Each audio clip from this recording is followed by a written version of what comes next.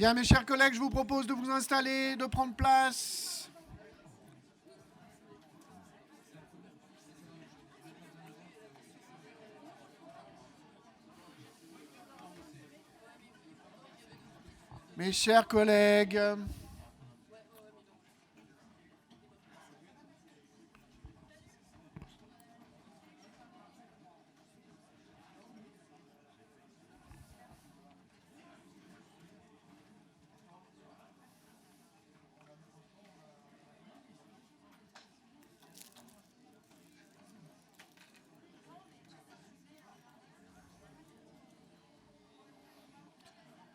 Mes chers collègues, est-ce que vous pouvez ramener les collègues?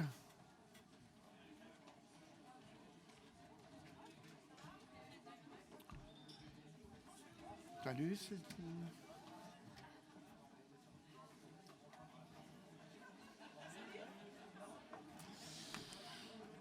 bien, s'il vous plaît.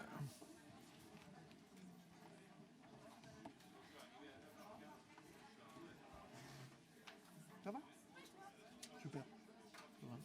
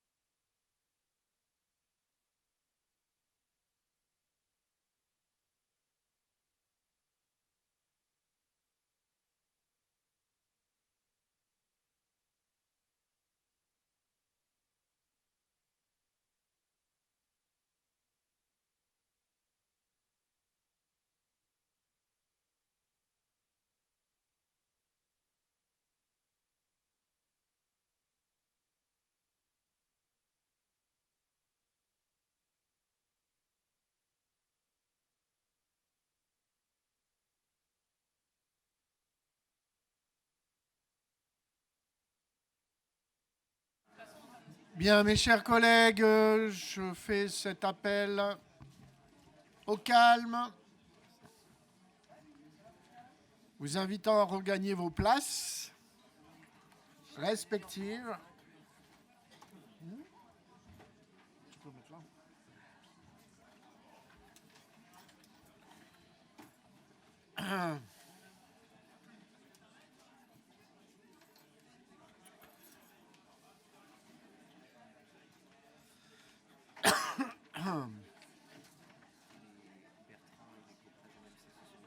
Je leur ai dit qu'il fallait qu'ils se voient.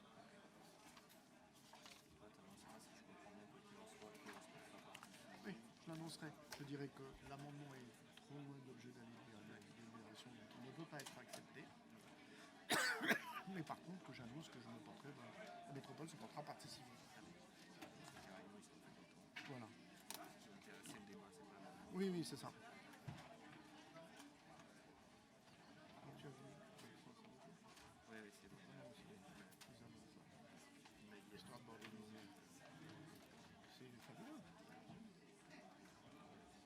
Monsieur le sénateur, en campagne, 119 élus ici.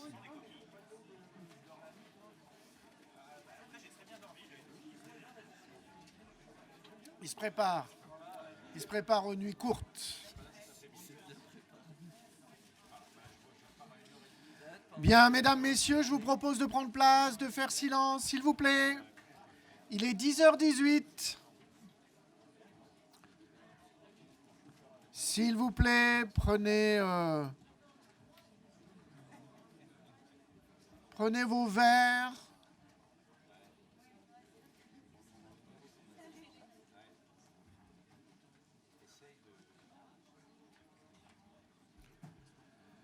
Bien.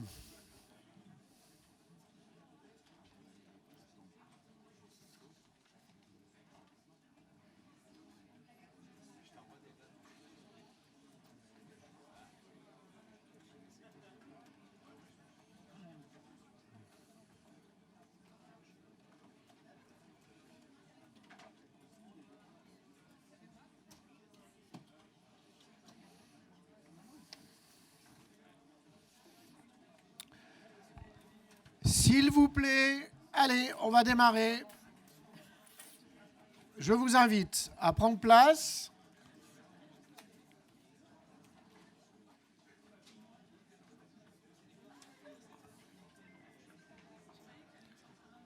Je vous invite à prendre place. C'est pas la neige, hein, pourtant, comme disait ma grand-mère. Les vacances, c'est pas encore pour maintenant.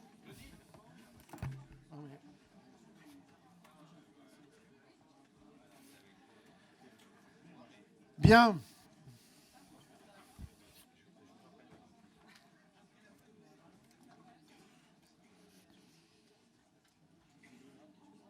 C'est bon.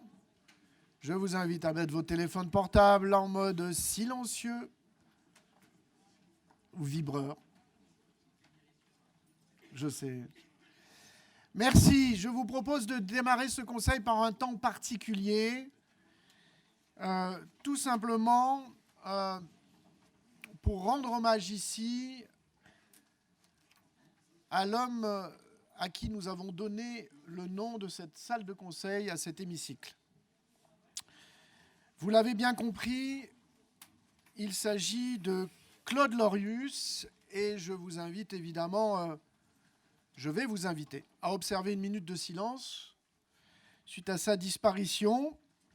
Quelques mots, vous me permettrez. Claude Lorius est né le 27 février 1932 et il nous a quittés à l'âge de 91 ans le 21 mars dernier. Diplômé en physique, il répond en 1957 à la petite annonce suivante. Recherchons jeunes étudiants pour participer aux campagnes organisées pour l'année géophysique internationale. C'est ainsi que débutera sa carrière de glaciologue, durant laquelle il partira pour 22 expéditions polaires. Directeur de recherche émérite au CNRS, il sera chargé de cours à l'Université scientifique et médicale de Grenoble de 1979 à 1984 et sera nommé directeur du laboratoire qu'il a cofondé, le laboratoire de glaciologie et géophysique de l'environnement de Grenoble de 1983 à 1988. Nous retiendrons de lui qu'il est l'un des premiers lanceurs d'alerte à avoir fait le lien entre gaz à effet de serre et augmentation de la température de la planète et réchauffement climatique. La liste de ses reconnaissances est longue. Membre titulaire de l'Académie des sciences, membre fondateur de l'Académie des technologies, premier Français à obtenir le prix Planète Bleue pour l'environnement, commandeur de la Légion d'honneur, grand officier de l'Ordre national du mérite et enfin médaillé d'or du CNRS. L'hémicycle métropolitain porte fièrement le nom de M. Claude Lorius depuis 2015. Afin de lui rendre hommage, je vous invite à découvrir la plaque qui a été réalisée à son honneur et qui sera affichée dans cette salle dès la semaine prochaine. Claude Lorius est un homme de caractère, c'était un homme attachant, c'était un homme passionné. L'histoire nous raconte que, comme les photos parfois le montrent, que c'est en observant des glaçons sortis de son frigidaire et en y voyant des bulles capturées qu'il s'est dit que peut-être nous pourrions mesurer la composition des gaz enfermés dans ces bulles. Et que finalement, peut-être, l'accumulation de neige puis de glace, la fermeture des pores de la neige, aurait enfermé l'air qui existait il y a de cela plusieurs milliers d'années, plusieurs centaines de milliers d'années. Et ce fut le cas, puisque je rappelle que cette courbe incroyable qui relie les gaz à effet de serre et la température, montrant à la fois les cycles planétaires, les cycles naturels du climat, mais aussi effectivement l'évolution anthropique sous l'effet de l'activité humaine ces dernières années. Cette courbe est dans tous les manuels de nos enfants, à l'école, au collège, au lycée, à l'université, et bien encore ailleurs, ici en France, mais partout sur cette planète. Il laissera un patrimoine incroyable. Ce fut un homme de coopération, puisque la France a occupé une place incroyable dans la recherche polaire avec la Russie, au moment où la guerre froide était présente. La coopération, malgré tout, scientifique battait son plein et permettait d'atteindre des prouesses en matière de carottage. Si Claude Lorius a été l'homme de la découverte de la relation entre gaz à effet de serre et augmentation de la température, il faut aussi se dire que Grenoble a été le lieu de la construction des meilleurs carotiers du monde pour aller chercher la glace très profondément, jusqu'à plusieurs kilomètres, très largement au-delà de 3 kilomètres en profondeur. Ce fut tout cela, cette capacité à fabriquer du lien, cette capacité à porter les messages. Et j'ai le souvenir, évidemment, de ces moments absolument incroyables à la cafétéria, autour d'un café. Celui-ci vous racontait toujours, avec beaucoup de style, ses aventures, ses nuits passées à carotter, les carotiers coincés à plusieurs kilomètres, et comment ces épopées humaines ont réussi finalement à nous faire prendre conscience de ce qu'est notre enjeu aujourd'hui et pour les années qui viennent. Je vous propose la plaque qui sera donnée à l'occasion. Je vais la faire passer et puis vous la verrez. C'est tout simplement l'homme en train de carotter la glace et avec quelques mots qui constituent tout simplement, de façon simple, ce qu'a été tout simplement Claude Lorius. Je vous le fais passer et puis ensuite on l'accrochera dès la semaine prochaine, on la mettra à l'entrée de la salle. Bien, merci. Je vous propose de vous lever et d'observer une minute de silence.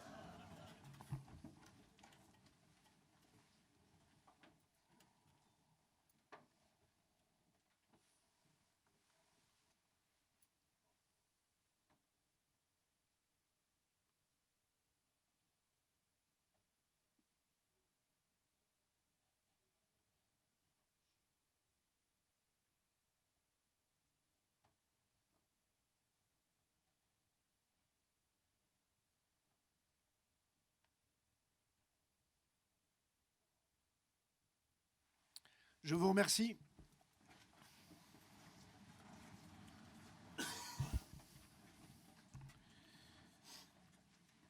Je vous propose de désigner un secrétaire de séance.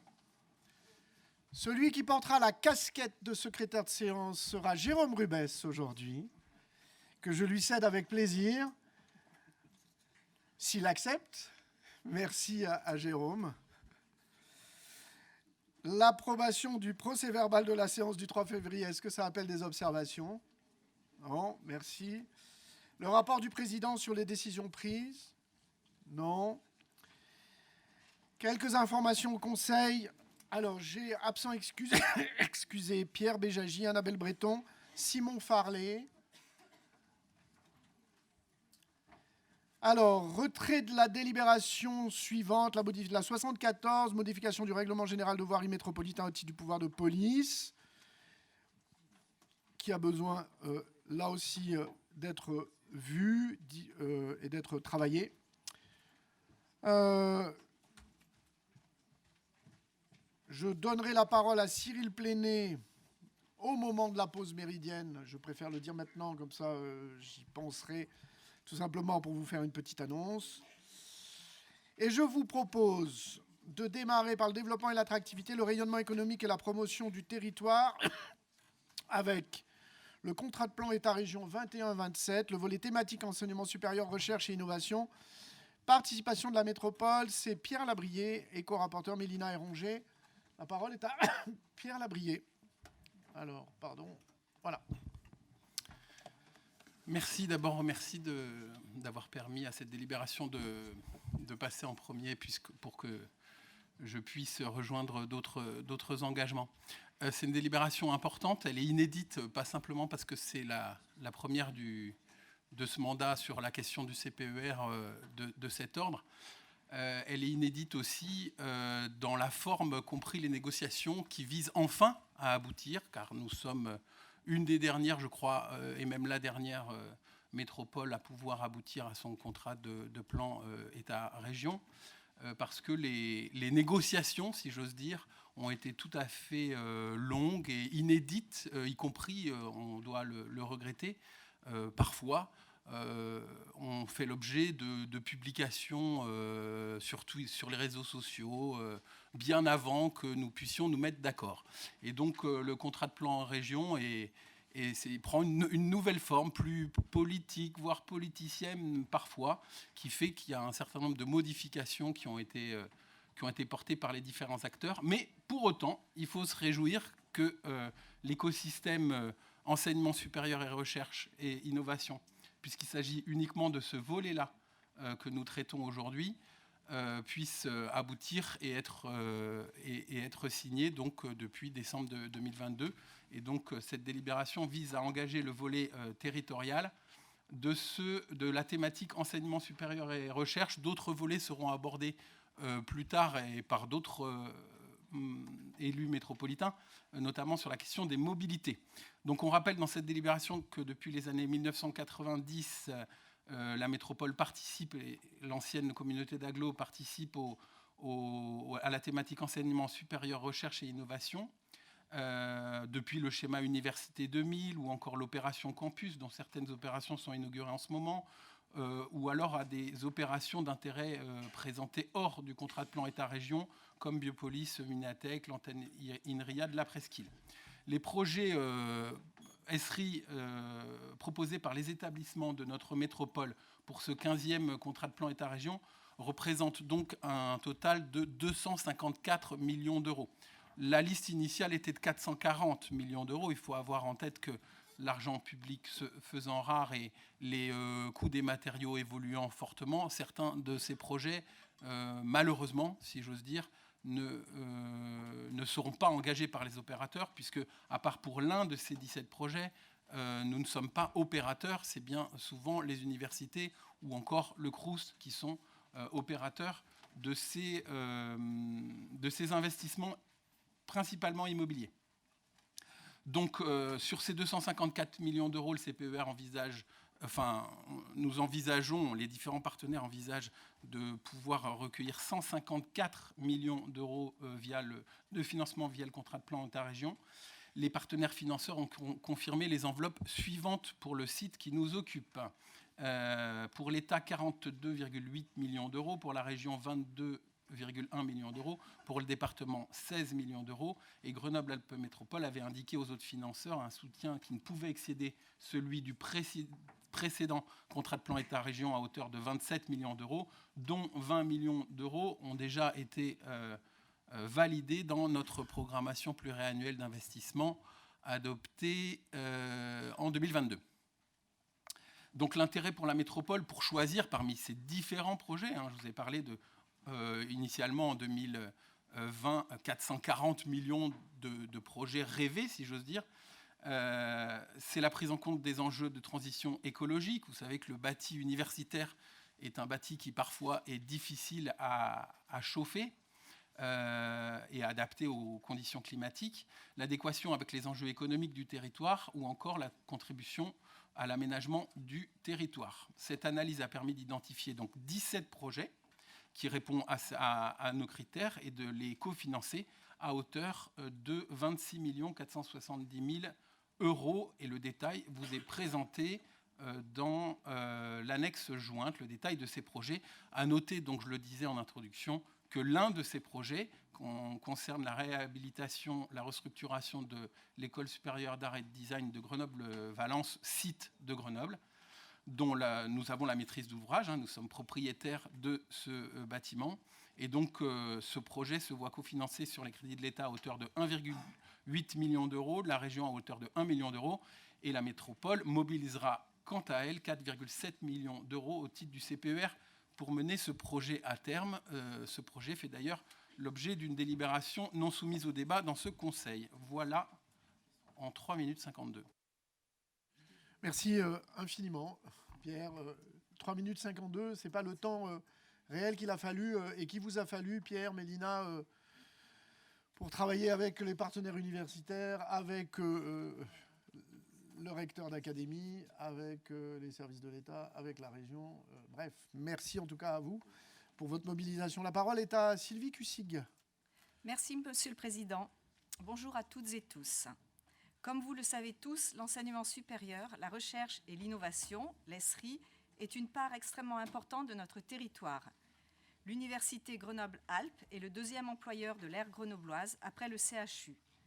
Ces 3 domaines sont plus que déterminants pour faire face aux crises qui sont déjà là et qui s'amplifieront dans la durée, que ce soit la crise climatique ou de la biodiversité, les crises économiques ou sociales. Notre métropole a déjà pris les devants quant au soutien à apporter à ces différents pôles stratégiques de notre territoire. En effet, avec le lancement de la stratégie économique Grenoble-Alpes 2030, un PPI de 2,6 milliards d'euros a été voté afin de soutenir aussi tous ces pans de notre dynamisme territorial plus que nécessaire. Pour se rendre compte de tout cela, il faut préciser que l'UGA, c'est 63 000 étudiants, et c'est la première université française hors Île-de-France dans le top 150 du classement de Shanghai. Nous disposons de 30 000 emplois dans la R&D, ainsi que de 440 start-up, dont 25% d'entre elles créent des innovations de rupture pour 6 100 emplois, et nous sommes le deuxième pôle de recherche français.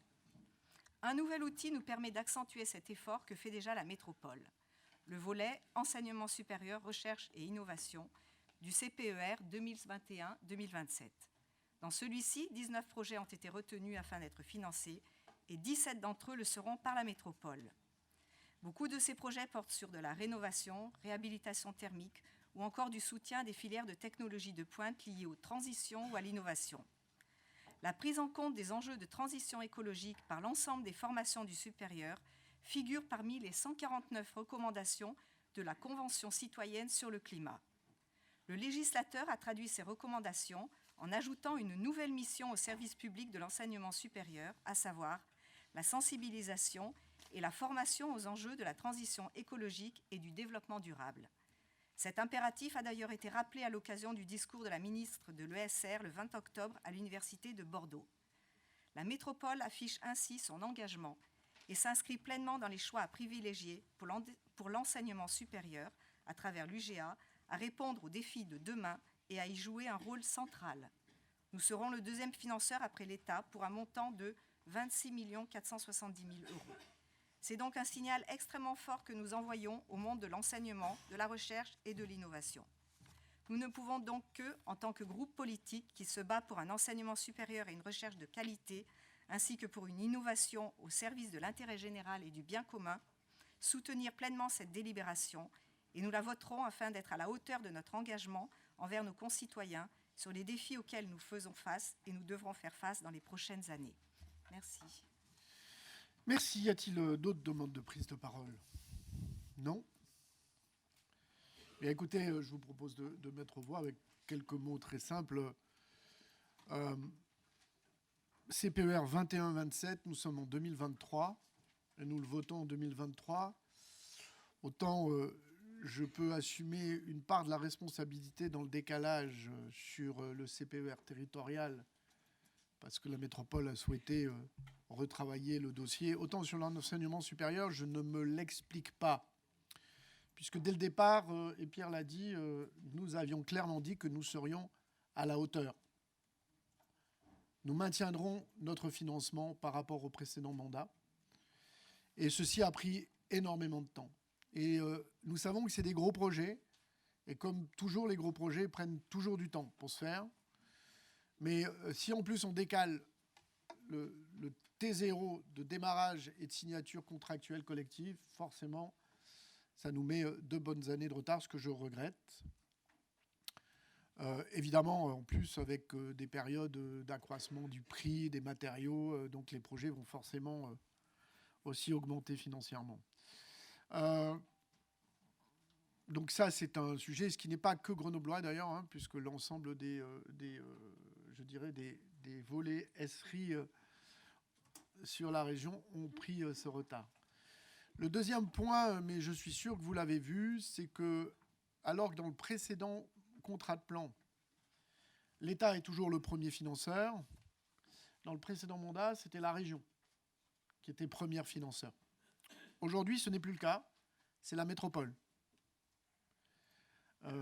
Et ça, c'est un sujet que je souhaite tout simplement, je dirais, mettre en avant à cet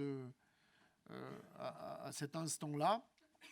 Moi, j'espère que désormais, la dynamique de projet va continuer. Nous avons besoin que ces projets se fassent avec les acteurs. Nous avons des projets qui attendent depuis bien longtemps, notamment pour la communauté universitaire, et je pense notamment à la fac de médecine pharma, en particulier le bâtiment Jean Roger, qui a besoin de rénovation, qui a besoin de... Et on sait que ça va être un vrai sujet, et il le fallait, parce que... Voilà, donc je dirais que ne perdons plus une minute dans la dynamique de projet désormais pour que ces derniers puissent se mettre en place. Je mets aux voix, qui s'oppose, qui s'abstient. Merci pour cette belle unanimité du Conseil métropolitain sur ce sujet.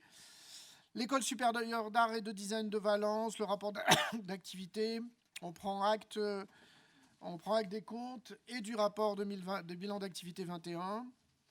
La restructuration de l'École supérieure d'art et de design, l'ESAD, la validation de l'avant-projet définitif, et notamment de l'avenant numéro 1 au marché fixant le forfait définitif de rémunération de la maîtrise d'œuvre, l'actualisation de l'enveloppe financière. Il y a un certain nombre de NPPV que je vais nommer en espérant que je n'en oublie pas. Léa Assali, Olivier Bertrand, Pascal Clouer, Sylvie Cussic, Stéphane Dupont-Ferrier, Joël Ours, Marc Odon, Jacqueline Madrenne. C'est quoi cette espèce de bruit C'est pas mon acouphène naturel, mais un peu plus. Merci. C'est bon pour la NPPV. Je mets aux voix. Qui s'oppose? Opposition de CCM et Géo. Fondation Université Grenoble. Abstention. Fondation Université Grenoble-Alpes, la participation de la métropole au titre de l'année 2023. NPPV Nicolas Cada, Pierre Labrier, Anaïd Mardi-Rossian et Mélina Héranger. Qui s'oppose? Qui s'abstient? Géo, CCM. OK. Adopté, merci. Nous arrivons au volet métropolitain du CPER, et c'est l'approbation de l'avenant à la convention départementale pour l'Isère intégrant l'annexe métropolitaine. La parole est au vice-président aux finances, Raphaël Guerrero. Bonjour à toutes et à tous. Quelques éléments de présentation. Donc, le contrat de plan État-région s'appuie sur le SRADET et se structure autour d'un volet de cohésion des territoires et de quatre grandes ambitions qui sont relocaliser, faire d'Auvergne-Rhône-Alpes la grande région créatrice d'emplois. Pour une région équilibrée, soutenir aussi bien les métropoles que les petites communes, protéger notre environnement et notre qualité de vie, et enfin faire d'Auvergne-Rhône-Alpes la région la plus attractive de France. Le volet cohésion des territoires s'appuie sur des conventions territoriales conclues sur les départements et les métropoles. Et donc la métropole est concernée par la convention relative au département de l'Isère. La convention départementale du CPER 2021-2027 a été votée par la région le 21 octobre 2022. Et donc il s'agit aujourd'hui de voter, d'autoriser le président à signer l'avenant avec les projets métropolitains. Avenant délibéré par la région Auvergne-Rhône-Alpes le 9 mars dernier, avec un certain nombre de points sur les enjeux territoriaux partagés, l'engagement des partenaires, des projets identifiés, intervention des partenaires répondant aux enjeux du territoire, modalités de mise en œuvre, gouvernance et enfin suivi, pilotage et révision de la convention. Cette convention s'appuie sur trois enjeux métropolitains. Engager résolument le territoire dans les transitions énergétiques et écologiques, poursuivre le développement des pôles économiques du territoire et la relocalisation d'industries innovantes et améliorer la qualité de vie et la cohésion sociale sur le territoire. Il y a 10 projets métropolitains pour un coût total de 123,64 millions d'euros qui ont été retenus. Développement tourisme été-hiver au col de Porte, réseau Chrono-Vélo, plan vélo hors voie verte Oisans et Trièves, la voie verte Grenoble-Oisans, valorisation du site touristique et historique Bastille et Rabault, Travaux de requalification de la ZA Peuplier Nord, la friche Alibert phase 2 travaux, le PPA Grande Alpes hors friche Alibert, le parc industriel sud, Visil Tourisme, centralité historique et enfin méthanisation des biodéchets. Il y a un 11e projet qu'on peut qualifier comme ça, qui est celui d'Alpexpo. Et donc, ces 11 projets identifiés sur notre volet territorial correspondent au total à une aide de l'État de 14,1 millions d'euros, 28,85 pour la région, dont 10,55 hors Alpexpo. Et à cela s'ajoutent d'autres projets, 3 exactement. Parler du Parlement dauphinois, maîtrise d'ouvrage du département, la Tour Perret, maîtrise d'ouvrage de la ville de Grenoble, et enfin la couverture du marché de la place Marcel Cachin, maîtrise d'ouvrage de la ville de Fontaine. Il y a aussi d'autres projets hors CPER qui sont l'ANRU, avec 16,46 millions d'euros ou 9 millions d'euros pour le contrat dispositif région métropole ouvert aux projets des communes de moins de 30 000 habitants. Pour le volet ESRI, Pierre Labrier en a longuement parlé, je ne reviendrai pas dessus. Pour terminer, donc le CPER qui est conclu jusqu'au 31 décembre 2027 fait l'objet d'une convention départementale qui peut être modifiée par voie d'avenant. C'est l'objet de la délibération aujourd'hui avec une revoyure à mi-parcours. En termes de gouvernance, un pilotage territorial à minima qui se réunit une fois par an avec l'initiative conjointe de l'État, la région, le département et la métropole. L'exécution fera l'objet d'un bilan annuel à présenter au préfet de région et au préfet de la région Auvergne-Rhône-Alpes. Et l'avenant à la convention départementale prend effet à sa date de signature. Et il nous est demandé aujourd'hui d'autoriser le président à signer la convention et l'avenant. Je vous remercie. Merci. Y a-t-il demande de prise de parole? Il n'y a pas de demande de prise de parole. Thierry Semanaz. Là, je vois Christine Garnier, mais c'est Thierry Semanaz. Thierry Semanaz. Oui. Faut que j'appuie ou c'est bon là? Non, c'est bon. Oui, c'est le. Voilà, parce que là, c'est Christine Garnier qui a parlé. Donc voilà, on va rappeler. Voilà, Thierry Semanaz. Là, c'est tout bon. Eh bien, bonjour à tous et à toutes. J'ai eu un petit souci informatique, donc j'ai pas pu entendre l'ensemble des propos tenus par le président pendant qu'on a abordé la délibération qui portait sur l'université. D'abord, moi, vous dire qu'effectivement, on peut quand même se satisfaire du fait que, dans le cadre d'un contrat de plan État-région, qui, de mon point de vue, de notre point de vue à tous, est quand même extrêmement important sur tout ce qui touche à la vie de tous les jours des citoyens métropolitains. Donc on peut se féliciter effectivement d'avoir, après 2 ans de discussion, de retard, d'analyse politique plus ou moins appréciée, d'avoir une conclusion qui est celle qui est proposée aujourd'hui. Mais il n'empêche que ce que je voulais dire est la chose suivante. Dans le cadre du CPER précédent, la région investissait sur un secteur hors Alpexpo d'une manière beaucoup plus importante. Et que ces baisses de crédits régionaux ont forcément une conséquence tout à fait directe sur les habitants de notre agglomération. Et que je rappelle quand même que dans le cadre de ce qui est défini comme priorité dans le CPER, à savoir améliorer la qualité de vie et la cohésion sociale sur le territoire, et aussi engager notre territoire sur les transitions énergétiques, écologiques, et donc augmenter notre résilience au changement climatique, cela induit des investissements. Et lorsque le signal qui nous est donné, c'est en fait de faire que la région investisse moins que dans le contrat de plan précédent, il me semble qu'il y a une toute petite contradiction qui n'est quand même pas forcément négligeable quand on parle de millions d'euros. La deuxième chose que je voulais dire est la suivante. C'est que certes, là, on a une présentation qui nous dit là où on en est. Mais en parallèle, je rappelle que d'une manière unilatérale, la région a appelé, je ne veux pas dire de bêtises, un contrat région-métropole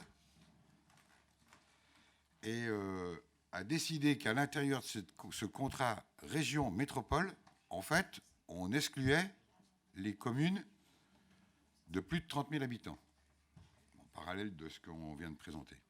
C'est-à-dire qu'il y a une volonté délibérée de la part de la région de faire que ce dispositif exclut donc les grosses communes, les communes urbaines, donc facilite les aides, on va dire, rurales ou périurbaines, mais donc à l'encontre des objectifs fixés qui sont quand même améliorer la qualité de vie et la cohésion sociale. Et c'est souvent les grosses communes qui sont le plus confrontées à ces problématiques-là. Et ce, sur une compétence qui, normalement, elle devrait être métropolitaine, parce que ça touche très souvent l'aménagement. Et donc, en fait, d'une manière unilatérale, cette région a donc décidé de faire qu'on oriente, bon, moi j'oserais appeler ça, on clientélise, et que donc on aille, dans le cadre de ces orientations, vers quelque chose qui n'est pas un vrai dialogue entre les différentes métropoles. Ce n'est pas la métropole de Grenoble qui est visée plus que d'autres, un tout petit peu plus peut-être, mais il n'empêche que on oriente ces discussions vers quelque chose qui exclut la métropole de ces discussions. Donc voilà, moi je peux me réjouir de ça, mais je pense quand même que l'Assemblée, toute orientation politique confondue, peut quand même prendre acte d'une manière de négocier, d'une manière d'atterrir qui, de mon point de vue, n'est pas convenable. La parole est à Alain Carignon.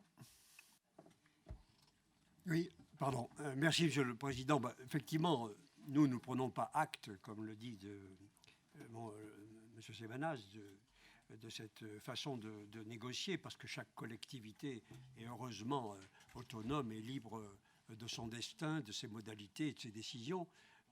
Que dirait-on si la métropole voulait imposer à d'autres ses propres décisions, ses propres délibérations et ses propres orientations? Il y a là un respect qui doit être établi entre collectivités. Le deuxième élément, c'est qu'il faut quand même rester modeste avec le précédent CPER, parce que tout ce qui est inscrit dans le CPER ne se fait pas. Donc, aligner des financements très importants qui n'interviennent pas. Je rappelle que dans le précédent CPER, il y avait 50 millions d'euros pour le métrocable, il y avait pour l'étoile ferroviaire métropolitaine 21 millions d'euros. Je veux dire, ce qui est affiché ne correspond pas toujours à ce qui est réalisé. Et ensuite, dire que, comme je l'entends, que Alpexpo, le financement d'Alpexpo, il doit être hors sol, il ne doit pas figurer dans les financements de la région, dans les contrats, etc. Parce que pourquoi? On se demande pourquoi. Il y a même un conseiller régional qui s'est exprimé pour dire cela, comme si la rénovation d'un bâtiment en particulier comme celui-ci ne participait pas aux économies énergétiques compte tenu des nouvelles lois quand on investit dans un bâtiment. Tout ceci ne tient pas debout. Je veux dire, les critiques qui sont faites ne tiennent pas debout. J'ajoute que la région, dans le domaine de la préservation des ressources, de la biodiversité, de la transition énergétique, pour les parcs naturels régionaux, est extrêmement présente. Elle a aussi une aide régionale pour l'acquisition de véhicules hydrogène et donc elle participe à l'amélioration de la qualité de l'air dans toute la région. Elle a un plan régional de sobriété énergétique dans nos lycées et je pense qu'il y a des lycées dans la métropole grenobloise. Et donc ça a un impact sur la qualité de l'air de la métropole grenobloise. Il ne faut pas séparer les investissements qui sont effectués par la région, dans la région, y compris sur notre territoire, en indiquant qu'ils n'ont pas d'impact et ils ne rejoignent pas les préoccupations de transition que nous partageons tous. Donc, je pense qu'il faut replacer tout ceci dans le contexte des politiques de chaque collectivité qui doivent être respectées, bien prendre en compte les investissements d'Alpexpo dans les investissements de la région parce qu'ils sont importants, nécessaires et ils viennent quand même après une gestion catastrophique de l'équipement qui mérite et qui a besoin d'un redressement et il serait quand même malvenu de ne pas le prendre en compte aujourd'hui et c'est ce que nous voulons faire remarquer en nous associant évidemment à la délibération telle qu'elle nous est présentée. Très bien. Y a-t-il d'autres demandes? Moi, ce que je peux regretter sur le fond, c'est que l'esprit contrat de plan est en train potentiellement petit à petit de disparaître. L'idée initiale des contrats de plan, qui était une belle idée, hein, qui était finalement la capacité à plusieurs finalement de faire. Aujourd'hui, on assiste de plus en plus à des contrats de plan à la carte, qui n'engagent que pour certains cas que la région, que l'État, et finalement qui posent la question s'il y a besoin de contractualisation à 3, puisque ça peut être des contractualisations bilatérales dans ces cas-là. Donc c'est ce que je regrette. Ce que je regrette surtout et profondément, c'est que dans l'ancien contrat de plan, nous avions le volet mobilité. Et que là, nous ne l'avons pas. Et que le mandat de négociation du contrat de plan État-région mobilité n'est toujours pas donné par la Première ministre au préfet de région. Et que nous avons encore perdu 2 années. C'est ça quand même le sujet. C'est ça quand même le sujet. C'est que, en fait, 2 contrats de plan où nous avons perdu 2 années. Et ça, c'est un vrai sujet pour le territoire. Et moi, je le regrette. Mais je la voterai. Je mets aux voix. Qui s'oppose, qui s'abstient, unanimité, merci infiniment. L'attractivité, le soutien à l'édition 2023 de l'Ultra Tour des 4 massifs, l'UT4M. Y a-t-il des oppositions? Y a-t-il des abstentions? Adopté. Nous arrivons sur la SPL Alpexpo par la vice-présidence Mélina Héranger, le contrat de concession confié à la SPL. Indemnisation au titre de la théorie de l'imprévision pour l'année 2020. Protocole transactionnel. Il y a un amendement qui a été déposé par le groupe Géo qui, après examen des services juridiques, m'indique que l'amendement est trop éloigné du contenu de la délibération et qui fragiliserait un sujet que nous négocions avec la région. Par contre, je l'indique dès l'instant, la métropole, effectivement, sur la base, là aussi, de l'analyse des services juridiques, se portera partie civile dès la semaine prochaine. Je laisse la vice-présidente Mélina Héranger présenter. C'est Raphaël Guerreiro, pardon, excusez-moi. C'est Raphaël Guerreiro. Raphaël Guerreiro.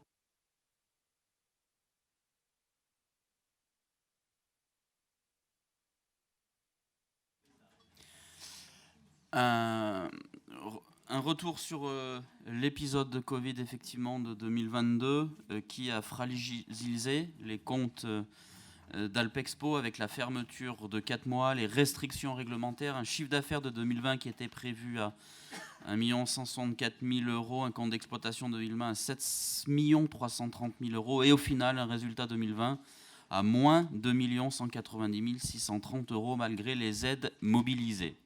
Une demande initiale du concessionnaire à Grenoble-Alpes Métropole, puisque le contrat lie Alpexpo et Grenoble-Alpes Métropole, pour un montant de 2 406 000 €. Vous avez dans la délibération les éléments de calcul qui permettent d'arriver à aujourd'hui. En plus de la recapitalisation totale d'1,5 million qui avait été décidée sous une précédente délibération le 30 septembre dernier, qui voyait une recapitalisation d'1 500 000 €, dont une part de Grenoble-Alpes Métropole à 525 000 €, et bien d'y ajouter aujourd'hui une imprévision, un montant versé à hauteur de 850 000 € dont le versement interviendra cette année courante, c'est-à-dire avant le 31 décembre, et d'autoriser le président à signer le protocole d'accord transactionnel avec la SPL Alpexpo s'y annexer. Je vous remercie. Merci beaucoup. La parole est à Alain Carignon. Oui, Monsieur le Président, je vous remercie de la décision dont vous nous informez, à savoir que la métropole se portera partie civile dans le dossier Alpexpo. Mais je suis désolé ici de rappeler un petit historique. c'est pas rare que ici ou là, dans l'Assemblée, on rappelle un historique parfois plus ancien dans les affaires qui ont agité notre métropole. Parce qu'une partie du dossier Alpexpo, après un cheminement judiciaire extrêmement lent, arrive lui aussi partiellement devant la justice.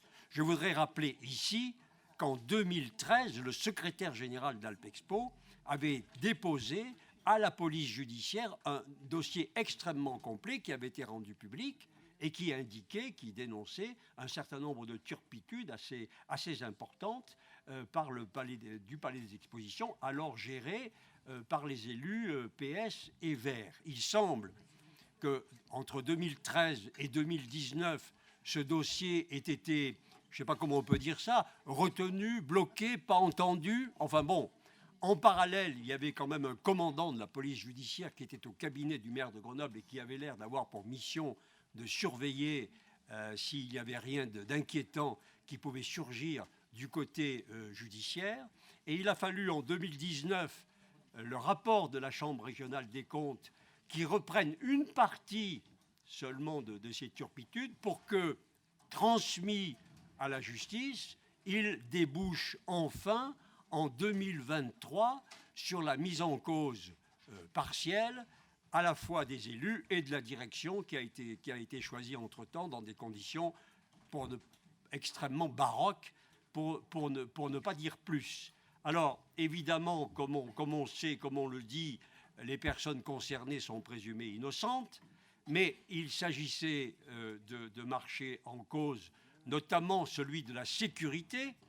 Et je voudrais rappeler ici à la métropole que chaque fois que j'interviens sur la sécurité, on évoque les fantasmes de la sécurité. Là, il y a des marchés de sécurité de l'ordre de 2,5 millions d'euros qui sont passés sans appel d'offres et par des arrangements et qui sont donc notamment en cause dans la procédure qui va arriver au mois de juin.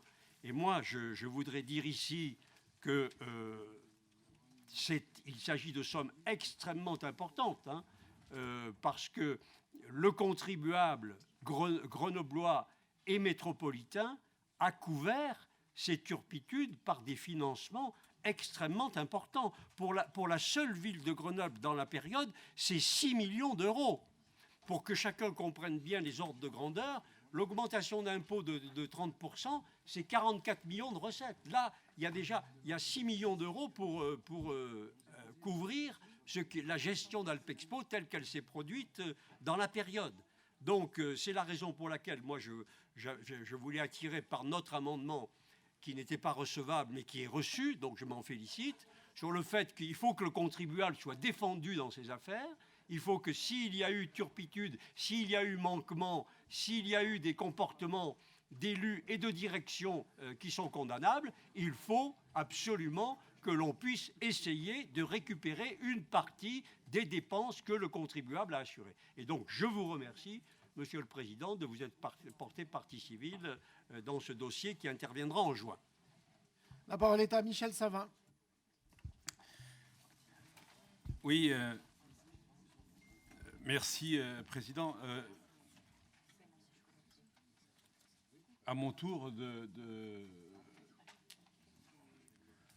remercier le fait que plusieurs années après, de multitudes appellent à la vigilance. Je vous rappelle que je siégeais avec certains de mes collègues à Alpexpo et plusieurs fois dans cette assemblée, j'ai pris la parole pour expliquer pourquoi je ne votais pas les budgets d'Alpexpo, pourquoi je refusais de voter les documents qui présentaient les résultats annuels d'Alpexpo, parce que nous avions beaucoup d'inquiétudes sur les dysfonctionnements et sur les déficits cumulés qui, chaque fois, venaient dans cette assemblée où, à chaque fois, cette majorité rajoutait des crédits pour boucher des déficits. J'avais l'impression de parler dans le vide, j'avais l'impression qu'une fois de plus, on ne nous prenait pas au sérieux. Et donc, je suis très satisfait que plusieurs années plus tard, vous preniez la décision de vous porter partie civile sur ces années qui viennent de se dérouler. Mais, comme vient de le rappeler Alain Quérignon, tout ça, c'est quand même de l'argent public. Et moi, je crois qu'il est de notre devoir de soutenir cette démarche. Et nous allions, nous, bien sûr, nous associer, si le vœu avait été présenté au vœu du groupe de Grenoble d'Alain Quérignon, parce qu'il est important pour nos contribuables de faire toute la lumière sur ces années. Mais encore une fois, sur ce sujet comme sur d'autres, lorsque les membres de l'opposition, de la minorité, vous font remarquer et vous alertent sur des dysfonctionnements dans cette métropole, il faudrait qu'à l'avenir, nous soyons un peu mieux entendus. Ça éviterait des situations dans lesquelles nous nous trouvons aujourd'hui. Merci. Y a-t-il d'autres demandes de prise de parole? Non. Je me permettrai juste une petite remarque, même si ça me rappelle que les années passent, puisque lorsque j'avais été élu conseiller métropolitain en 2008, le président de l'époque m'avait demandé de siéger à Alpexpo. Je l'avais accepté, mais j'y étais resté, je crois, 15 jours. Je mets aux voix. Qui s'oppose? Qui s'abstient? Adopté, merci. Nous passons au sport, la 75e édition du Critérium du Dauphiné, l'accueil de l'étape finale sur le territoire métropolitain du 11 juin. Juste avant, sur le vote, je crois qu'il y avait 2 NPPV, Mélina Héranger et Guy Julien. Je ne l'ai pas précisé, donc je le redis. Il s'agit d'abroger et de remplacer la délibération du 16 décembre. La 6, donc. Qui s'oppose? Qui s'abstient? Adopté. L'adoption des avenants à la convention de réalisation et de financement du plan pluriannuel d'investissement du site d'Alpexpo et au pacte d'actionnaires de la SPL. L'actualisation de l'annexe G, c'est précis tout ça, du pacte d'actionnaires. Qui s'oppose? Qui s'abstient? Adopté. Et avec des NPPV, Mélina Héranger, Guy Julien, Sabine Léraud, me dit-on. La réhabilitation du bâtiment Alpes Congrès sur le site événementiel d'Alpexpo, l'autorisation donnée au président de signer l'avenant 3 en marché de maîtrise d'œuvre. NPPV, Mélina Héranger, Guy Julien, Sabine Léraud. Qui s'oppose? Qui s'abstient? Adopté. La 9, rénovation technique et fonctionnelle sur le site d'Alpexpo. L'autorisation donnée au président de signer l'avenant 2 au marché de maîtrise d'œuvre. Marché de maîtrise d'œuvre. Qui s'oppose? Qui s'abstient? Adopté. La 11, construction d'un équipement Cosmocité sur le site des Grands Moulins de Villancourt à Pont-Clair-Lavenant. 1, 2, 3 au marché de travaux des lots 6, 7, 12, 13, 14, 15. Qui s'oppose? Qui s'abstient? MTPS adopté. La culture, l'éducation et la participation citoyenne, l'établissement public de coopération culturelle, le PCC Maison de la Culture de Grenoble. Il s'agit de prendre acte du compte financier 2021 et du rapport d'activité. On prend acte. On prend acte. NPPV pour... mais il n'y a pas de vote. On prend acte. Économie, industrie et résilience économique. Soutien à la dynamique entrepreneuriale et à la participation au financement des structures d'accompagnement à la création d'activités pour l'année 2023. NPPV d'Elisabeth Debeune, de Guy Julien, Anaïd Mardi-Rossian, Barbara Schumann. Qui s'oppose, qui s'abstient. Adopté. La participation de la métropole à l'association Innovalet pour l'animation et la promotion de la Technopole en 2023. NPPV de Guy Julien. Qui s'oppose, qui s'abstient. Adopté. Nous arrivons... Ah, Céline est là ou... C'est moi qui rapporte, exact. L'attribution de subventions 2023 relative à la mise en œuvre du programme Rising, l'intégration professionnelle des réfugiés. Quelques mots de mon côté. Cette délibération a pour objet le versement de subventions à des associations partenaires de la métropole dans le cadre du programme Rising, qui signifie Refugees Inclusion and Employment Integrated Program in Grenoble-Alpes Métropole. C'était nécessaire absolument que je vous dise ça. Je vous rappelle que ce programme résulte d'un contrat signé entre l'État et la métropole. Il vise à favoriser l'intégration dans notre pays des réfugiés légalement reconnus comme tels, c'est-à-dire bénéficiaires de la protection internationale. L'objectif est de favoriser leur intégration, par exemple via des formations linguistiques ou via l'accès à l'emploi. C'est un programme dans lequel la métropole est chef de file de 12 partenaires. La présente délibération vise à valider le soutien apporté directement par la métropole à 6 actions inscrites dans ce projet Rising pour l'année 2023 pour un montant de 29 483,60 euros. Il s'agit d'un montant stable par rapport à l'aide que nous avons apportée lors des années précédentes. Les 6 structures porteurs des actions financées par cette délibération sont l'École de la Deuxième Chance, l'ADAT, le Relais aux ANAM, WeMove, l'AFPA et l'école Saint-Plon. Il s'agit d'une politique qui fonctionne particulièrement bien et dont nous espérons la reconduction par l'État. D'ailleurs, il y a eu une mission qui est nationale qui est descendue jusqu'à Grenoble avec les hauts commissaires en charge de ces sujets et qui a montré que nous, en toute modestie, nous étions particulièrement innovants et c'était particulièrement une réussite dans le territoire métropolitain. Et je voudrais à cette occasion saluer les élus qui suivent ces sujets, Céline Delatte, Nicolas également Béron-Pérez et d'autres, les services et l'ensemble de nos partenaires. C'est un vrai beau projet qui fonctionne vraiment très très bien. Quelques chiffres. Au 1er janvier 2023, le dispositif compte 615 personnes en accompagnement. Depuis le démarrage du programme, 542 personnes sont sorties d'accompagnement, dont 50% de sorties positives, 147 sorties vers l'emploi et 124 vers la formation, ce qui est plutôt extrêmement encourageant et énorme en termes de résultats. Voilà, je ne serai pas plus long. Je laisse la parole à Alain Carignon. Oui, Monsieur le Président, désolé parce que comme vous avez supprimé de l'ordre du jour la modification de règlement de voirie sur laquelle j'avais prévu de déposer un amendement à propos du comptoir de Julie qui est asphyxié par les travaux, puis ensuite j'aurais voulu le déposer au moment où vous avez voté, il y a 2 délibérations, les 500 000 euros à des associations qui soutiennent les entreprises. C'est très bien, je l'ai voté, hein, en particulier les petites, mais elles ne sont pas mises en débat. C'est très difficile dans le Conseil métropolitain de faire surgir le réel compte tenu des dossiers tels qu'ils arrivent. Alors, je me raccroche par un fil que vous allez juger très ténu et probablement rejeté, mais par le biais de l'intégration professionnelle des réfugiés. Hein, ce programme, vous l'avez dit, il obtient de bons résultats puisque sur 542 personnes, 50% ont trouvé une solution dont 142 vers l'emploi. Donc on s'en félicite. C'est un gros programme. 3,4 millions d'euros sur 3 ans au plan global auquel participe la métropole. Donc c'est un gros programme d'intégration par l'emploi. Et ça, bon, on s'en félicite tous. L'intégration par l'emploi, c'est ce que nous souhaitons tous.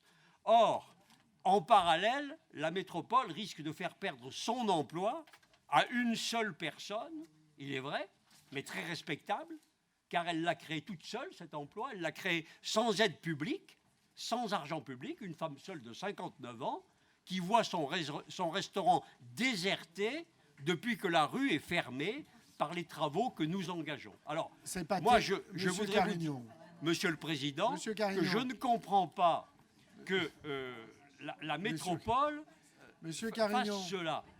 Nous avons un dossier... C'est pas ténu le fil, là. Enfin, je veux dire, à un moment donné, on a une conférence des présidents qui permet, des groupes, qui permet vraiment de définir qu'est-ce qui est mis à l'ordre du jour. Qu'est-ce qui est mis à l'ordre du jour et qu'est-ce qui est mis en débat. Je crois que c'est suffisamment posé pour que chacun puisse... et il n'y a pas de filtre, d'ailleurs. Le sujet, il est vraiment posé. Personne ne m'a jamais, d'ailleurs, dit qu'il y avait de difficultés de ce point de vue-là. Et d'ailleurs, il y a même, parfois, il arrive qu'après la conférence, certains me disent « Ah non, mais au fait, j'ai oublié ça ». Donc, il n'y a pas de sujet là-dessus. Là, le fil, il n'est pas ténu, Monsieur Carignon. Là, le fil, en fait, il n'existe pas entre le propos et la réalité. Non, mais je veux dire, il y a moult autres débats, enfin, pour ramener les choses. Enfin, je veux bien. Et vous savez que le débat, il est libre quand même dans cette Assemblée. Et personne ne peut s'en plaindre. Vous avez toujours eu la parole. Mais là, en l'espèce, nous parlons du programme Rising. Vous savez quand même que, vous connaissez ça très bien, l'amendement doit quand même, ou en tout cas, je dirais les débats doivent porter sur l'objet de la délibération. Ils ne peuvent pas porter sur autre chose que la délibération. Sinon, on parle de tout et de rien. Voilà, je pense que c'est juste un élément de règle. Eh bien, écoutez, Monsieur le Président, je vais vous parler de la règle. parce qu'il faut voir comment ça fonctionne. Vous avez une conférence des présidents le mardi. Oui. À cette conférence du président le mardi, de façon extrêmement respectable, mon groupe dépose un amendement lié à une délibération qui est inscrite, celle de Oui. la voirie. Oui. La veille du Conseil métropolitain, cette délibération disparaît. Mon amendement disparaît. Alors écoutez, Bah, il bien y a un évidemment. moment donné, Bah il y a un oui, moment c'est la donné règle. où il va falloir quand même que nous apprenions à aussi à prendre en compte les réalités. Et Monsieur le Président, il s'agit d'un dossier sur lequel je vous alerte depuis 2 ans, publiquement, personnellement, par écrit, etc. Et sur lequel, écoutez, je ne vais bien sûr pas déposer mon amendement, je vous demande simplement, voilà un commerce que vous tuez, un emploi que vous tuez. Je vous alerte au moment où vous dépensez 3,5 millions pour aider à l'intégration des uns et des autres par l'emploi. Je vous demande, au moment où vous dépensez 5 millions d'euros rue Diderot dans ce secteur, de veiller à ne pas tuer un emploi d'une femme seule. Eh bien, écoutez, ce que je vous demande là est respectable, et je vous ai demandé par écrit, vous ne m'avez pas répondu, de l'exonérer de ses droits de voirie. 253 € qu'elle paye pour n'avoir aucun client. 253 €. Vous ne m'avez pas répondu. Elle vient d'emprunter Mais je vous 5 000 répondrai, €. monsieur Monsieur le Carignan. Président, elle vient Non, non, d'emprunter attendez. 5 000 € à sa Mais banque que se passe-t-il, monsieur Carignan? pour terminer le Non, mois. mais, enfin, C'est ça la situation que vous créez. Que vous ressaisissez-vous, créez. monsieur Carignan. Et donc, Monsieur le Président, Ressaisissez-vous. je suis désolé. Je suis Ressaisissez-vous. désolé parce qu'il y a un moment où cette grosse structure métropolitaine, Mais non, mais- le président de GEG qui fait les travaux, Non, mais le attendez. président de la compagnie de chauffage qui fait les travaux, Mais que se passe-t-il? vous-même, vous devez traiter les problèmes Mais que que se vous passe-t-il? posez. Et je ne comprends pas que, S'il vous plaît, en s'attaquant vous avez pu à l'exprimer, l'emploi, les choses sont faites. vous ne traitiez pas ce problème. Et Vous auriez pour pu moi, d'ailleurs c'est rapporter ce sujet au moment du débat sur le contrat de plan État-région. Aussi. Vous auriez pu le faire aussi sur l'imprévisibilité d'Alpexpo. Aussi. Mais il n'y a pas de lien entre ce que vous proposez et la délibération. C'est quand même la règle. Enfin, je n'invente rien. Écoutez, vous l'avez dit, les choses sont inscrites. La parole est à Dominique Escaron, désormais. Ah, merci pour ce petit moment de calme. Alors, merci Monsieur le Président pour la parole. Je reviens un petit peu sur la délibération qui concerne les subventions à un certain nombre d'associations, notamment mes observations vont concerner celles sur l'emploi, l'insertion, aussi sur l'économie sociale et solidaire. D'une manière générale, à chaque conseil, on vote des subventions pour ces associations, ce qui est une manière normale de procéder, bien entendu, sauf qu'on n'a plus aucune vision de ce qu'on fait dans tous ces domaines-là. C'est-à-dire quand on reprend délib par délib, on s'aperçoit qu'à chaque fois, il y a plusieurs associations, il y a plusieurs thèmes. On parle parfois dans un même conseil en plusieurs fois de la même association. D'un mois sur l'autre, on revient sur les mêmes thèmes ou sur les mêmes associations. Le fait est qu'à la fin de l'année, moi, je suis incapable de vous dire finalement ce qu'on a versé à qui et sur quel thème. Et je pense aujourd'hui qu'il devient impératif de repréciser ce qu'on fait vis-à-vis de qui on le fait et sur quel thème on le fait. Nous, aujourd'hui, on n'y voit plus rien. Alors, c'est pour ça que très souvent, vous voyez, dans nos délibérations, on s'abstient, ou on est contre, ou on grogne, etc. C'est pas forcément qu'on est contre le projet, contre le fait d'aider une association, mais c'est qu'aujourd'hui, on n'a plus aucune vision de la réalité de ce que la métropole paye et à qui et sur quel thème. Voilà, merci. Bien, revenons sur le sujet Rising. Le sujet Rising, c'est une contractualisation que nous avons avec l'État. Je peux vous assurer qu'il n'y a pas programme plus évalué que celui-là, particulièrement, où nous avons, je dirais, les services de l'État qui observent de façon précise l'utilisation de leur argent d'ailleurs et de celui de la métropole. Comme je vous l'ai dit, il y a eu une délégation avec les hauts commissaires et des fonctionnaires des ministères pour venir vérifier sur le territoire l'utilisation de tout cela. Le préfet, la sous-préfète étaient là. Bref, tout ceci est particulièrement contrôlé. Alors, ce que vous évoquez, Monsieur le Président, c'est aussi un sujet que nous avons évoqué à l'occasion du débat de la conférence des groupes. Voilà un très beau sujet de commission. Effectivement, peut-être que sur un certain nombre de sujets, il faudrait faire une focale régulière sur, je dirais, le travail qui est mené, je dirais, de façon précise et en détail sur l'ensemble des missions et des financements qui sont faites en direction de certaines associations et que ceux-ci fassent une présentation et qu'au moins tout le monde puisse exactement savoir ce qu'il en est. Donc très bien, moi je recevrai les présidents de commission pour discuter de cela de façon à ce qu'on ait peut-être dans les commissions désormais une part des débats qui relèvent des délibérations qui soient moins importantes. Voilà. Mais par contre, qu'on ait, je dirais, à chaque commission, un débat sur un ou deux points plus en profondeur, ce qui permettra aux commissaires d'aller sur certains sujets. Nous allons essayer de le mettre en place.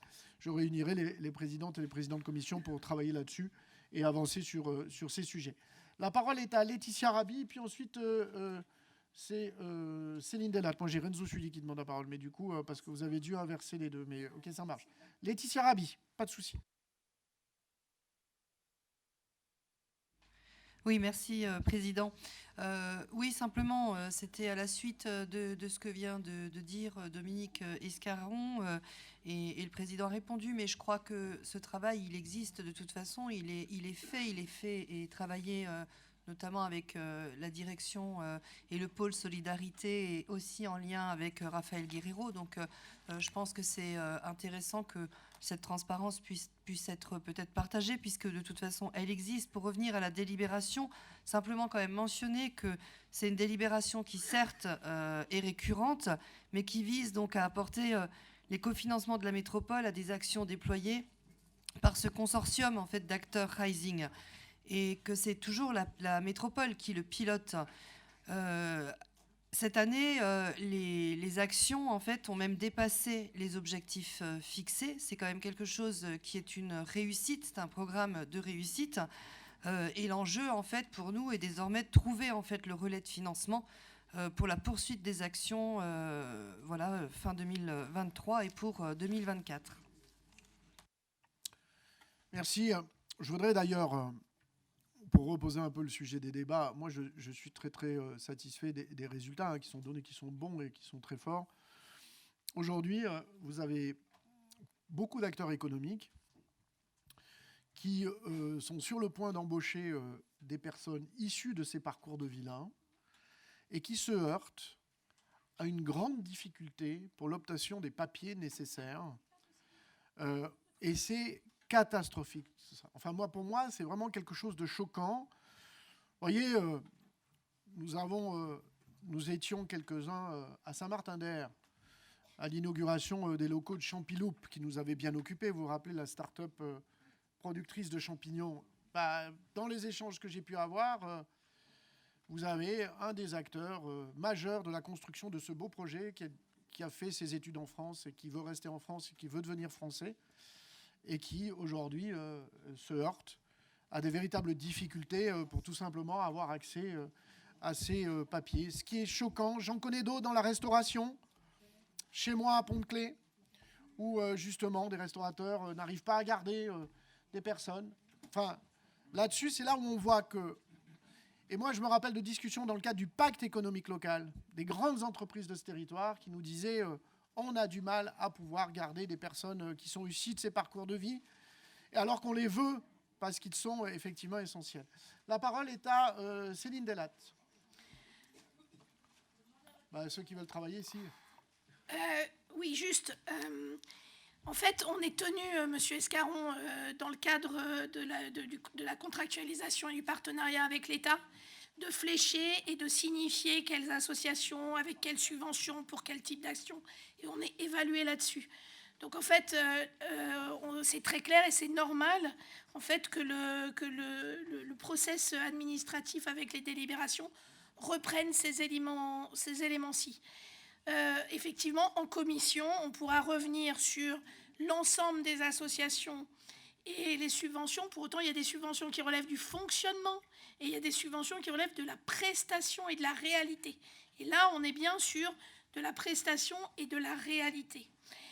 Enfin, moi, il y a une petite musique en fait qui m'agace un peu, le fait de dire, eh ben, on revient sur l'économie sociale et solidaire, et puis sur les associations. En fait, la question du travail en commission peut porter sur l'ensemble des aides, qu'elles soient vers les entreprises, vers les associations, l'ensemble des aides et subventions qu'apporte le Conseil métropolitain. Mais le truc de vouloir toujours mettre en lumière des associations ou l'économie sociale et solidaire, où là on se poserait plus de questions que le reste, voilà. Et puis enfin, moi j'entends bien qu'on veuille utiliser n'importe quel cavalier pour faire une intervention, mais quand même, sur une délibération qui relève de l'accompagnement des réfugiés, je trouve un peu ça, un peu cavalier, si j'ose me permettre. Merci.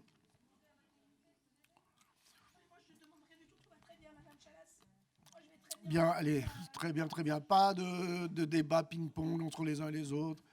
Voilà, on est dans une assemblée, on demande la parole, on l'obtient sans souci.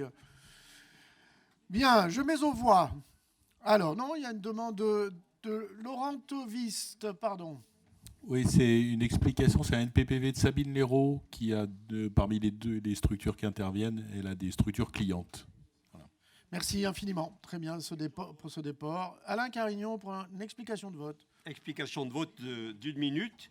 La métropole, donc, je regrette, Madame Delatte, aide l'économie sociale et solidaire, aide à l'intégration des réfugiés, effectivement, et c'est très bien, mais elle est incapable d'exonérer de 253 € les droits de voirie d'une personne dont elle asphyxie l'emploi par les travaux qu'elle engage, et c'est la raison pour laquelle nous nous abstiendrons sur ce rapport.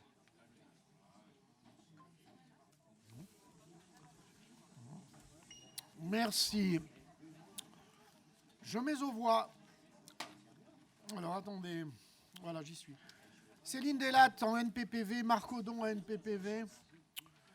Je mets aux voix. Qui s'oppose? Qui s'abstient? Et donc NPPV de Sabine Léraud. Adopté. Allez. Expérimentation territoire zéro chômeur de longue durée, l'attribution d'une subvention au collectif territoire zéro chômeur de longue durée de l'agglomération grenobloise. Qui s'oppose? Qui s'abstient? Abstention? Céline. Adopté. L'attribution d'une subvention à l'association L'Oiseau Bleu dans le cadre du dispositif Avenir Emploi de la Mousse 23. Qui s'oppose? Qui s'abstient? GOCCM adopté. Le dispositif engagé avenant au règlement de fonds d'aide aux jeunes et aux conventions avec les missions locales pour le versement d'une allocation préalable au contrat d'engagement jeunes en rupture. NPPV de Laurent Amadieu, Zaïm Bouaf, Céline Delatte, David Kéros, Barbara Schumann.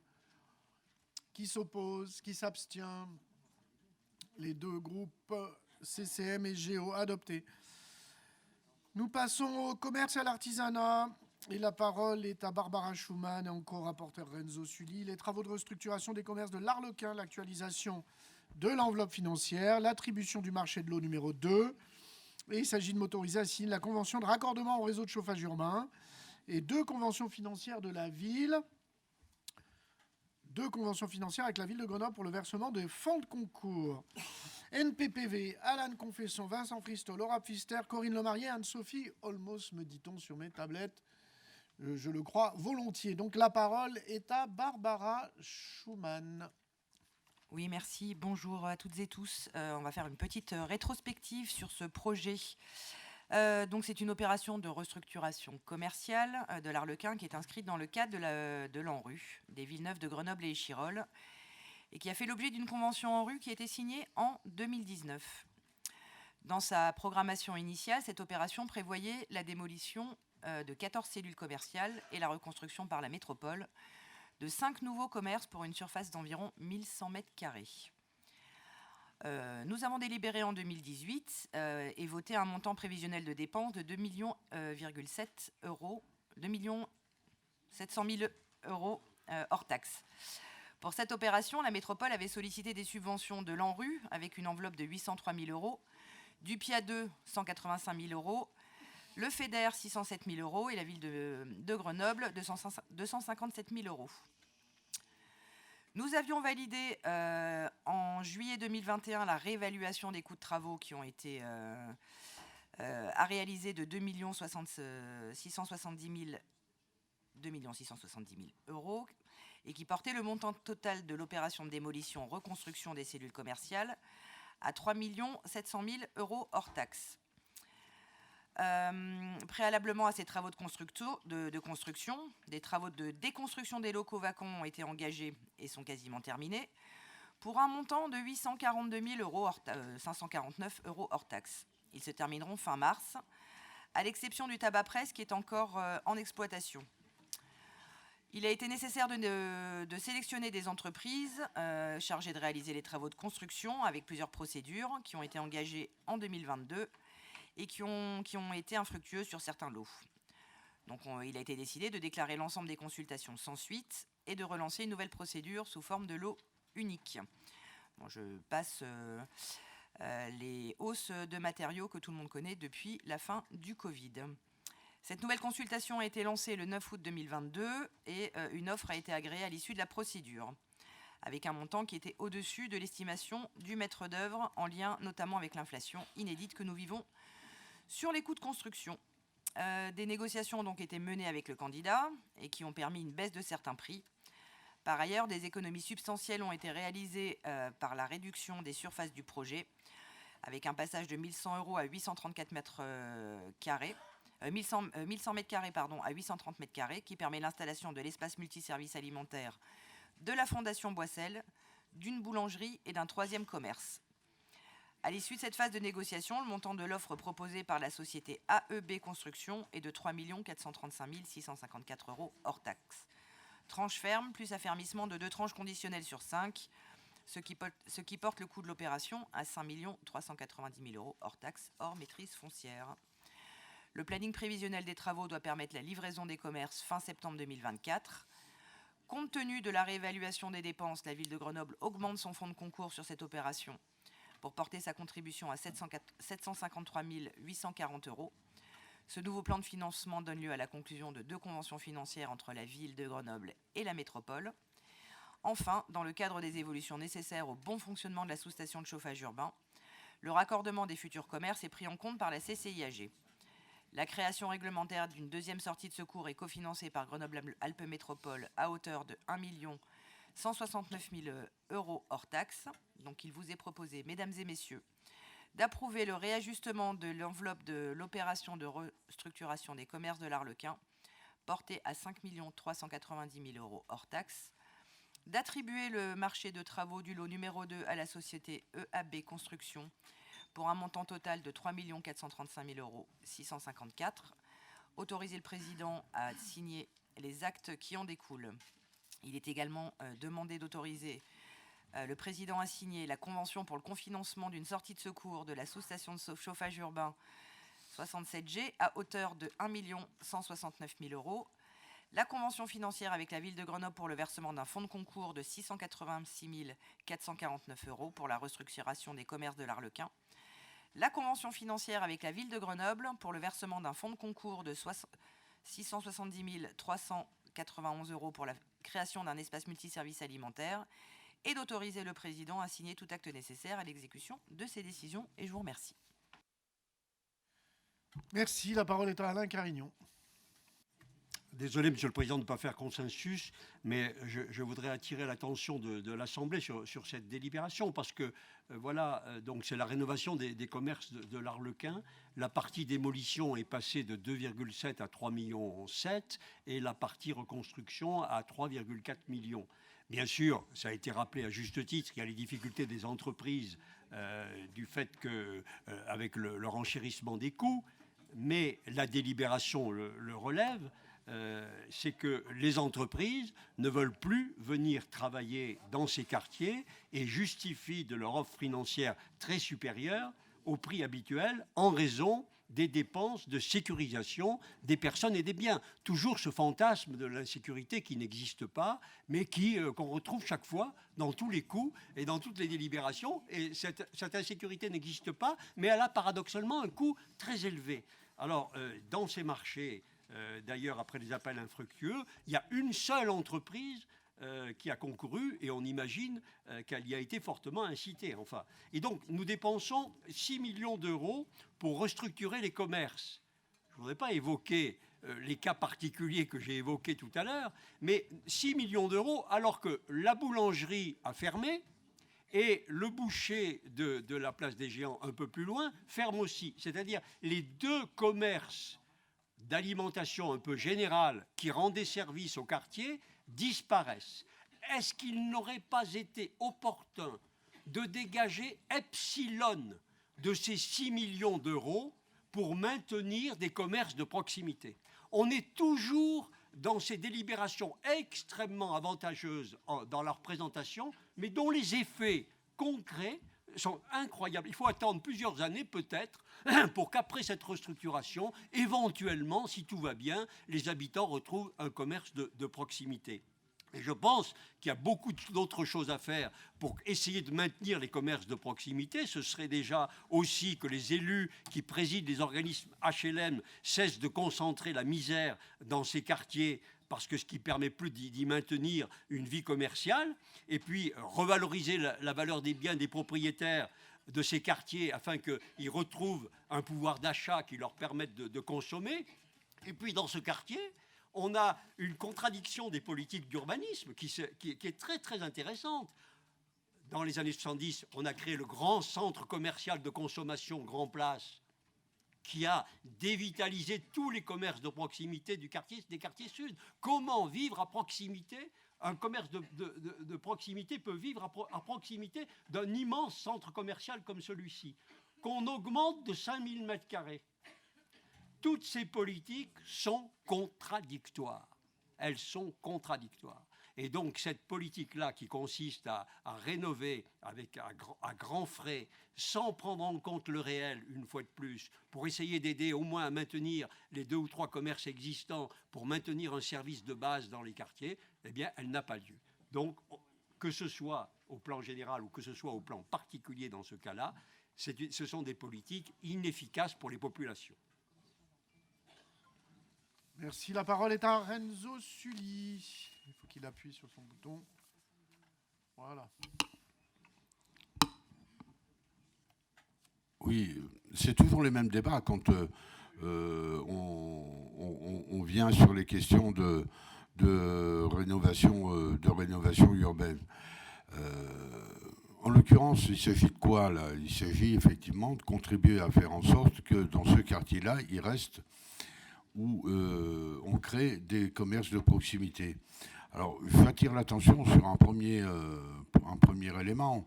On a l'impression que ce sont 3 commerces de proximité, c'est 1100 mètres carrés.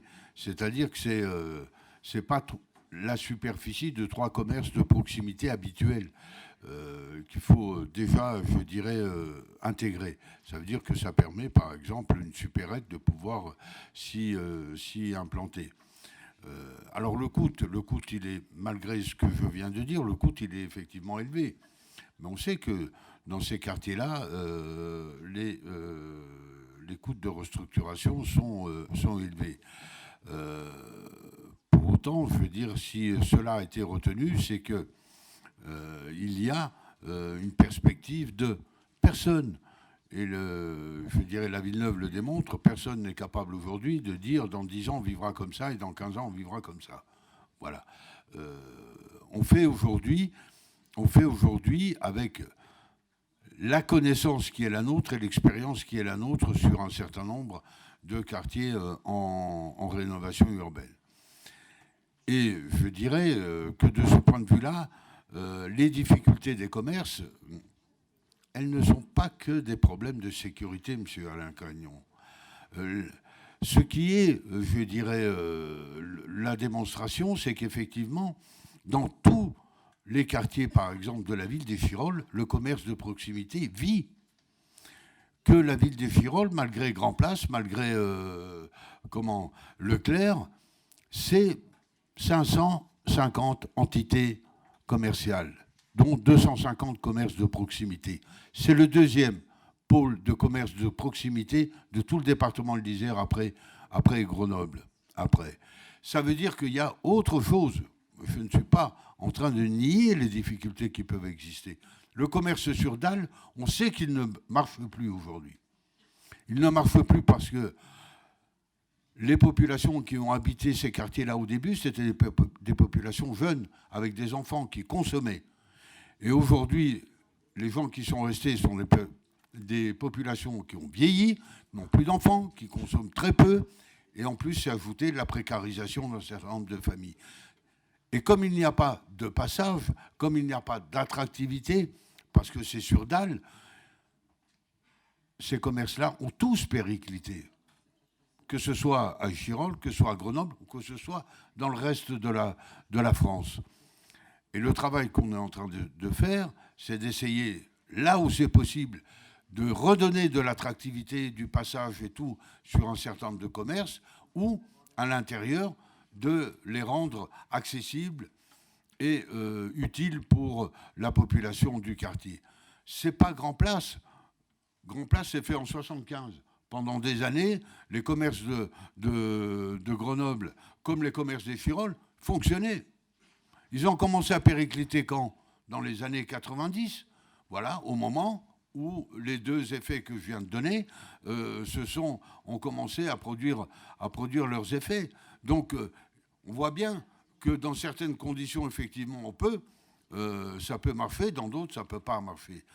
Alors, ramener ça uniquement en essayant de nier les problèmes de délinquance qu'il peut y avoir dans ces quartiers-là, oui, personne ne les nie, et moi je ne les nierai pas, ils existent. C'est justement le travail qu'on est en train de faire, redonner de la vie dans ces quartiers, c'est de faire reculer la délinquance. Sinon, vous avez quoi comme solution? Vous avez quoi comme solution? Aucune. Je veux dire, il suffit de regarder ce qui est en train de se passer aujourd'hui, et pas simplement à Grenoble. Vous savez, j'ai souvent entendu ici, dans cet hémicycle, on nous parlait beaucoup de la ville de Nantes, qui était la ville modèle. Ouais. Vous avez vu ce qui est en train de se passer? Voilà. Est-ce qu'on est, je dirais, une particularité? Non. Que ce soit Nantes, que ce soit Strasbourg, que ce soit Rennes, des villes qu'on nous a souvent montrées en exemple. Non. Nous essayons de travailler effectivement à la transformation de ces quartiers-là. Et des opérations comme celle-ci, même si elles sont, je dirais, coûteuses, elles sont coûteuses. Personne ne le nie. Mais ça veut dire aussi l'engagement de la métropole pour transformer ces quartiers-là. C'est ça qu'il y a derrière. S'il n'y avait pas d'engagement de la métropole, on dirait quoi? On dirait qu'il y a une impossibilité. À ce niveau-là, on ne peut pas y aller. Et ça veut dire qu'on démissionne et qu'on dit aux habitants, vous êtes condamnés à vie à ne pas avoir de commerce de proximité dans votre quartier. L'engagement de la métropole, l'engagement de la ville de Grenoble et, je dirais, de l'ANRU fait qu'on a une possibilité pour redonner vie à ce quartier-là. Voilà. Moi, ce que je voulais dire, c'est ça. Après, les mots, je dirais, du type concentration de la misère dans les quartiers, c'est pas la concentration de la misère. C'est qu'il y a de la misère dans notre pays et il y a des gens qui ont peu de revenus. Vous les logez où? Voilà, vous le logez où? Quand pour accéder à un logement HLM aujourd'hui, près de 70% des Français ont des revenus qui leur permettraient d'accéder à un logement HLM, ce qui montre le niveau de revenus, qui est la vraie question.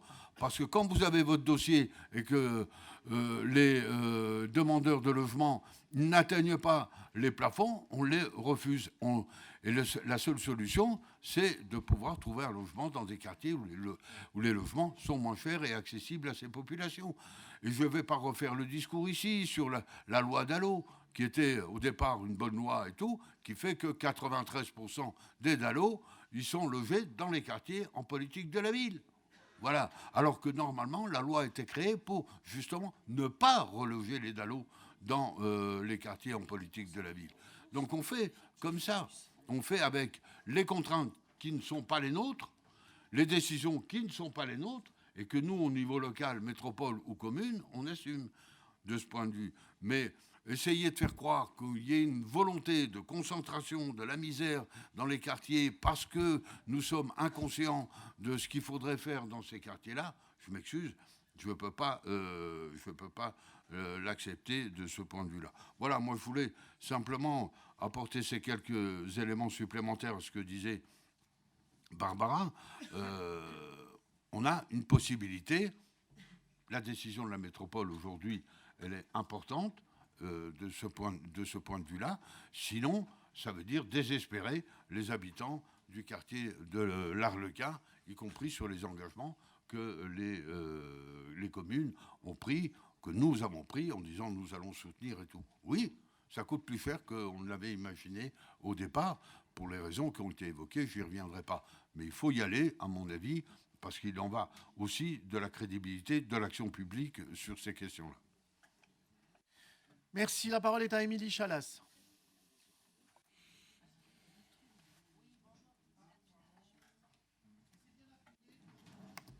Oui, ça y est, c'est bon. Bonjour à tous. Hop là, voilà, ça tombera pas plus bas. Oui, moi, je voulais rebondir sur l'intervention de Monsieur le maire Enzo Sully, parce que